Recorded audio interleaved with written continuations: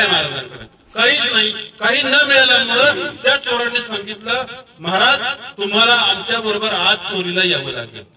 काय म्हटले? आम्हाला एका घरामध्ये चोरी करायची आहे, तिथे तुम्हाला आमच्या बरोबर यावं लागेल. हे चोर माझे जगदूत तुकाराम महाराजांना सांगताय बरं का. आता जगदूत तुकाराम महाराजांची चोरी जर पाहिली ना महाराज, फक्त एकाचीच होती, ती म्हणजे नामाची. नाम सोडून काहीच नव्हतं, काहीच नव्हतं. आणि महाराजांनी सांगितलं, देव घ्या पुका, देव घ्या पुका, नन गेलो का मोल काही, देव घ्या कोणी ऐकता आला घर पैसे. आम्ही नाही घेतला. देव न लगे साठ म्हणजे रुपये जागे. मग माझे जगदूत तुकाराम महाराज म्हणलं, ठीक आहे ना तुमच्या बरोबर.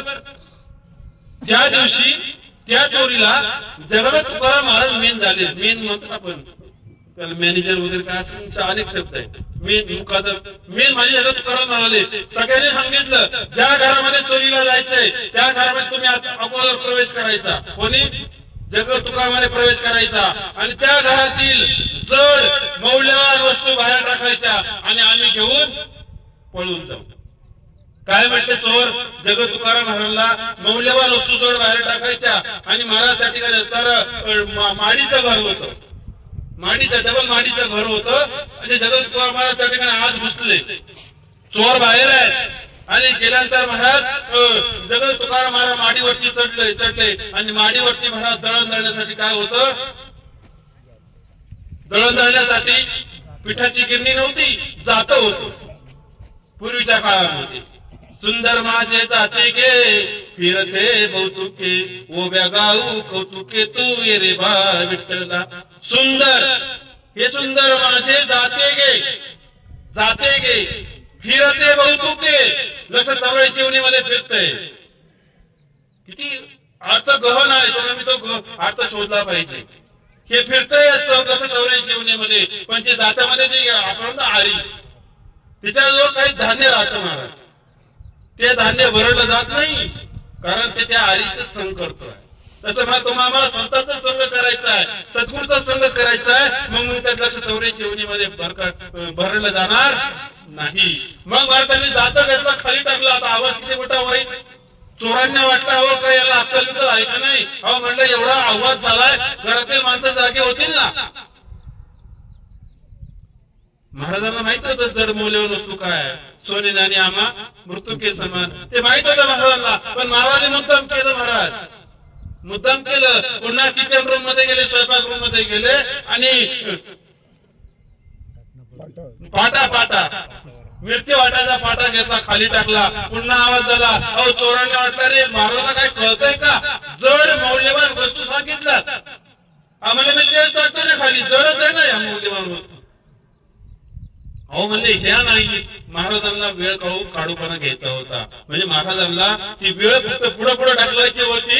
आणि असं करता करता पहाटे 3 वाजले आणि महाराज त्या ठिकाणी देवघर शोधायला लागले. त्या वाड्यामध्ये काय शोधायला लागले? देवघर. पहाटे 3 ला कशासाठी? काकड्यासाठी. महाराज देवघरामध्ये गेले आणि देवाऱ्यापुढे बसले. महाराजांचा काकडा चालू झाला. कोणाचा? जगदूत तुकाराम महाराजांचा काकडा चालू झाला. उठा जागे वारे आता, स्मरण करा पंढरीनाथा, भावी चरणी ठेवा माता, चुकवा व्यथा जन्माच्या. उठा उठा साधू संत, साधा फुले हित, जाईल नरदेह मग कैचा भगवंत. काकडा चालू झाला. आता चोरांची गाळ झाली. चोराला वाटलं आता हा वाडा भरतोय, म्हणलं माणसाला तोटा. आता माणसं उठली की आपल्याला मार दिल्याशिवाय राहणार नाही. आता आपलं एक काम करा, महाराजांच्या मागे बसा आणि टाळी वाजवायला. महाराजांच्या मागे चोर बसले. महाराज टाळी वाजवायला सुरुवात झाली. येत काहीच नव्हतं, मागे म्हणता येत नव्हतं, काही नव्हतं. फक्त माझ्या जगदूत तुकाराम महाराजांच्या मागे बसले आणि टाळी वाजवायला सुरुवात झाली महाराज. आणि टाळी वाजल्यानंतर महाराज सूर्य उगवला आणि सूर्यनारायण उगवल्यानंतर घरातील सर्व माणसं जागी झाली. घरातील सर्व माणसं जागी झाल्यानंतर महाराज सर्व माणसं त्या काकडा भजनामध्ये सामील झाली. आणि काकडा भजन संपल्यानंतर त्या घरातील जो मेन व्यक्ती होता ना, तो व्यक्ती आपल्या त्या ठिकाणी तिजोरीकडे गेला. तिजोरीमध्ये जेवढं धन होतं ते सर्व धन एका झोळीमध्ये घेतलं आणि त्या ठिकाणी माझ्या जगदूत तुकाराम महाराजांपुढे त्या चोरांपुढे ठेवलं. म्हणजे तुम्हाला वाटेल तेवढं घेऊन जा. काय म्हटले? प्रत्येक चोराने महाराज घ्यायला सुरुवात केली. सर्वांनी घेतलं. पण माझे जगद्गुरू तुकाराम महाराजांनी नाही घेतलं. त्या चोरांनी मनामध्ये विचार केला, चोरांनी मनामध्ये विचार केला, असं जगद्गुरू तुकाराम महाराजांचं या धनापेक्षा श्रेष्ठ असं काय आहे की जे हे धन घेत नाहीये. या धनापेक्षा सर्वश्रेष्ठ धन कोणतं होतं ना माझ्या जगद्गुरू तुकाराम महाराजांकडे, ते म्हणजे होतं देवाचं नामस्मरण होतं. साक्षात देव होते, कारण देव पाहावायशी गेलो तिथे देवाची बोनी ठेलो, अशी व्यक्ती होती माझी जगद्गुरू तुकाराम महाराज. आणि ते 11 चोरांनी सर्व असणारं सोनं बाजूला ठेवलं, माझे जगद्गुरू तुकाराम माझ्या चरणावरती गेले, नतमस्तक झाले. आणि महाराज नतमस्तक झाल्यानंतर त्या दिवसापासून सर्व चोरी बंद झाली. फक्त एक रात्रभर संतांचा सहवास घडला, जीवन परिवर्तन झालं. त्याचमध्ये जगद्गुरू तुकाराम महाराजांनी त्या सर्व 11 जणांना महाराज पुढे बसवलं, अनुग्रह दिला आणि हे ज्ञान प्रकट केलं. ते ज्ञान आज तागात या विश्वामध्ये सद्गुरु माता सुदीक्षा सवितादेवजी महाराज संपूर्ण विश्वाला देत आहे.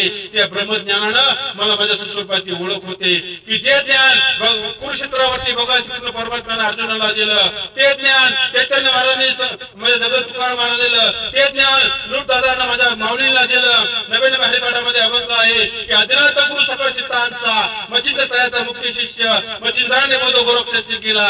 गोरक्ष वळला गैनी प्रती गैनी प्रसादी नृत्य दातार आणि ज्ञान देवा सार जोजविले. ते ज्ञान आज सद्गुरू मातांच्यामुळे मला मिळालेलं आहे. या गावामध्ये सत्संग या ठिकाणी बुधवारी चालतो. सर्वांच्या चरणावरती माझी विनंती आहे, कुणाची जात बदलली जात नाही, कुणाचा पंथ बदलला जात नाहीये. नवे नवे काही जण म्हणतील आपण निरंकारी लोक देवाला मानत नाहीये. या ठिकाणी सांगतो, निरंकारी लोक देवाशिवाय कुणाला मानत नाही. अहो तो देव तुमच्या आमच्या आत आहे, बाहेर आहे, सगळीकडे भरपूर उरलेला आहे, कणाकणामध्ये व्याप्त आहे. आणि त्या देवाचं दर्शन सद्गुरूच्या कृपेशिवाय होत नाही. अहो संत नामदेव महाराजांना जरी देवाचं दर्शन अगोदर झालं, पण त्याला सुद्धा पांडुरंग परमात्म्यानं सांगितलं तुला सद्गुरू करावा लागेल का नाही. मग औंढा नागना ठिकाणी पाठवलं गेलं. आणि तेच महाराज नामदेव महाराज म्हणतात, अहो देवदेव करून शिरले माझे मन, आता जळी स्थळी काष्टी पाशाणी तेथे तेथे देव दाविला, उपदेश केला खेचराने, मग अंगसंग विठोबा दाविला. आता लाजले ग आता कोणा ओवाळू, तिकडे पाहू तिकडे चतुर्भुज गोपाळू. अरे सगळीकडे मला तो दिसायला लागला. मग मला माझ्या पुत्रामध्ये दिसला. कधी नंतर. आज माणसामध्ये महाराज कितीतरी विचित्र अवस्था झालेली आहे. माणसं आज माणसासारखं वागत नाहीये. म्हणून आज माणसाने माणसाचा माणूस म्हणून स्वीकार करावा, माणसाने माणसाशी माणसासारखं वागावं. हीच माणुसकी आहे, हा धर्म आहे खरा, तो एकच धर्म. जगाला प्रेमच ईश्वर आहे, प्रेमच बंदगी आहे. प्रेमाशिवाय या विश्वामध्ये काहीच नाहीये. आणि दुष्काळ त्याचाच पडलाय, दुष्काळ प्रेमाचाच पडलाय महाराज. म्हणून सर्वांना प्रेम द्या, सर्वांशी प्रेमानं वागा. हेच जीवन आहे, हेच त्या ठिकाणी असणारं माझं कर्तव्य आहे. म्हणून अधिकचा वेळ ठिकाणी घेणार नाहीये. श्रद्धांजली निमित्ताने या ठिकाणी भाषण होणार आहे. कारण या गावामध्ये माझं पहिल्यांदा या ठिकाणी येणं झालेलं आहे. या सर्वांचं दर्शन मला या ठिकाणी या माध्यमातून झालं. म्हणून आमचे आदरणीय रंगनाथ कोथेडे जे असतील, आमच्या बरोबर आलेले आदरणीय उद्देश वरपे जे असतील, त्याचप्रमाणे या गावातील अनेक जण या ठिकाणी सत्संग सुद्धा या ठिकाणी चालतो. म्हणून सत्संगाला त्या ठिकाणी असणारा जीवनामध्ये सत्संग फार महत्वाचा आहे. मग तो कोणताही असू द्या महाराज. आता दास सुद्धा त्या ठिकाणी 19 तारखेला पंढरपूरच्या वारीला निघतोय. त्या ठिकाणी आळ्यावरून आळ्याला रेड्याची समाधी आहे, त्या ठिकाणी दास त्या ठिकाणी पोहोचतो आहे. आशीर्वाद द्या की तो प्रभा त्या ठिकाणी सुकर व्हावा. की मला ती पंढरीची वारी, वारी कोणती आहे महाराज. खरी जर वारी कोणती असेल ना, वारी वारी जन्म मरणाची वारी. ही वारी मला चुकवायची, जन्म मरणाची वारी. आणि ती वारी चुकवण्यासाठी तुम्हाला मला मनुष्य जन्म मिळालाय, ती वारी चुकवण्यासाठी. म्हणून बोलण्याच्या ओघामध्ये काही चूक झाली असेल तर उदारता करणे क्षमा करा. आपल्या बळी नाही मी बोलत.